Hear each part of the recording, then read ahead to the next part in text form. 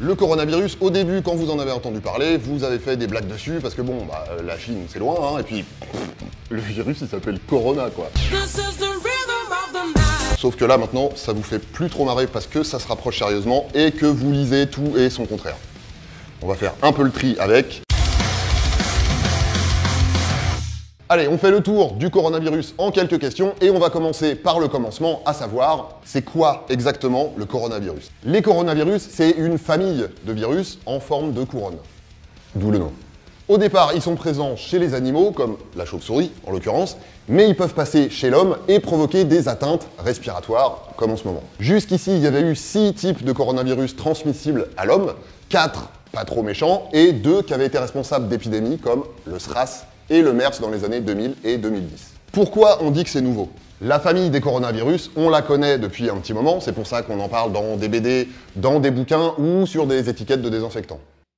Mais un virus, il peut pas vivre comme ça dans la nature, il a besoin d'être à l'intérieur d'un être vivant pour se développer. Du coup, ils ont la capacité d'évoluer, de muter pour s'adapter à l'espèce dans laquelle ils squattent.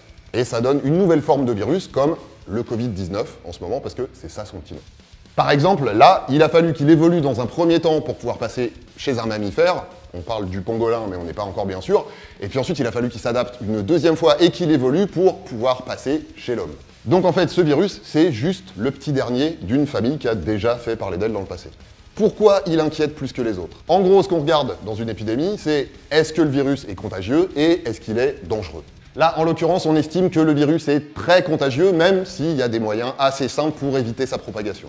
Et il a un taux de létalité de 2,3%. En gros, ça veut dire que pour 100 personnes atteintes par le virus, 100 personnes diagnostiquées en tout cas, il y en a un peu plus de 2 qui vont mourir. Par exemple, la grippe, qui est responsable d'à peu près 10 000 morts chaque année en France, elle a un taux de létalité de 0,3%. Pour rester dans les chiffres, et si on veut comparer, l'épidémie de SRAS en 2003, elle avait tué 794 personnes dans le monde. Là, début mars, avec le Covid-19, on en est déjà à 3000. Et puis surtout, la raison pour laquelle les autorités restent hyper vigilantes avec ce virus, c'est que on le connaît pas si bien que ça en vrai, et puis il y a possibilité qu'il évolue encore. Comment ça se transmet? C'est un virus respiratoire, donc ça se transmet par les sécrétions respiratoires. Juste ça, c'est tout. Alors ces sécrétions, c'est ce qu'on pulvérise un petit peu partout autour de nous quand on tousse ou qu'on éternue, par exemple. Mais on l'a vu, un virus, ça a besoin d'être à l'intérieur d'un être vivant pour pouvoir survivre et se multiplier. À l'extérieur, il ne survit pas longtemps. Donc la conséquence de ça, c'est que pour être contaminé par le virus, il faut être au contact direct d'une personne atteinte. Pour être très concret, on estime qu'il faut qu'une personne atteinte par le virus vous tousse ou vous éternue à moins d'1 mètre du visage pour que vous soyez contaminé. Mais les postillons et les gouttelettes de sécrétion respiratoire, elles peuvent aussi passer de main en main. Genre, je tousse dans ma main, je te serre la main et tu te retires un morceau de kebab entre les dents. Bim. Comment on se protège? En réalité, l'idée, c'est surtout de limiter la circulation du virus. Le masque, par exemple, c'est pour les malades ou pour le personnel soignant qui s'en occupe. Son efficacité, ça n'a pas été prouvé pour le reste de la population générale, déjà parce qu'il faudrait le porter tout le temps, faudrait être sûr que c'est le bon modèle, et puis ça ne résout pas le problème des mains. Donc, les réflexes à avoir, c'est surtout se tousser dans le coude plutôt que dans la main, utiliser des mouchoirs en papier et les jeter tout de suite après, éviter de se serrer la main et de se faire la bise à tout bout de champ, hein. Ça fait pas plaisir, mais c'est les consignes.